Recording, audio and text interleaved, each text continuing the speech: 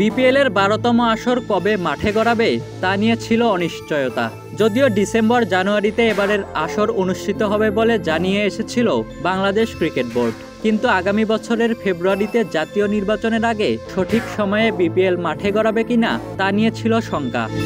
তবে এবারের আসর কবে থেকে শুরু হচ্ছে সে বিষয়ে সিদ্ধান্ত নিয়েছে বিসিবি। মঙ্গলবার মিরপুরে বিসিবি বোর্ড সভায় সিদ্ধান্ত হয়েছে নির্ধারিত সময় অনুষ্ঠিত হবে এবারের বিপিএল আসর। গতকালের বিসিবি নির্বাচনে নির্বাচিত পরিচালকদের নিয়ে আজকে বিসিবি বোর্ড সভা অনুষ্ঠিত হয়, যেখানে মোট ৬টি এজেন্ডা নিয়ে আলোচনা হয়েছিল, আর যার মাঝে ৩ নম্বরে ছিল সবচেয়ে গুরুত্বপূর্ণ বিষয় ২০২৫ বিপিএল। এবারের মৌসুম নিয়ে আলোচনা করেছেন প্রেসিডেন্ট, ভাইস প্রেসিডেন্ট ও পরিচালকরা।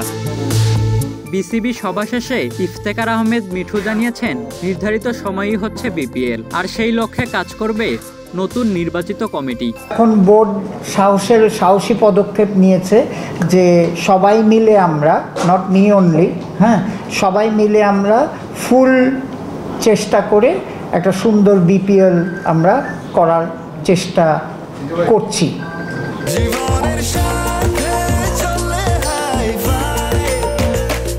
স্বাস্থ্যকর অল টাইম হানিকম, সব সময় all time healthy life.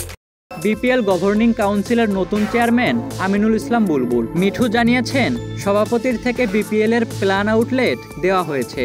Plan outlet দেওয়া হয়েছে যে কবে আমরা ইউএটা দিব, কবে মিডিয়া রাইটটা দিব, কবে আমরা রিসিভ করব। বিপিএল যথাসময়ে আয়োজনের জন্য বিসিবির নতুন কমিটির সদস্যরা ১ ঘন্টাও সময় নষ্ট করবেন না বলে জানিয়েছেন মিঠু। ইনশাল্লাহ আমাদের যারা আসি এখন নতুন কমিটি আজকের থেকেই দেখবেন যে মুভমেন্ট শুরু হয়ে গেছে, কারণ আমাদের ১ ঘন্টাও নষ্ট করার আর সময় নাই। তো এখন কথাটা হচ্ছে এটা তো আমাদের উপর এখন এসে পড়েছে। নির্ধারিত সময়ে বিপিএল মাঠে গড়াবে কিনা তা দেখতে মুখিয়ে আছে ভক্ত সমর্থকরাও। ইশতিয়াক মাহিন, ক্রিক ফ্রেন্সি।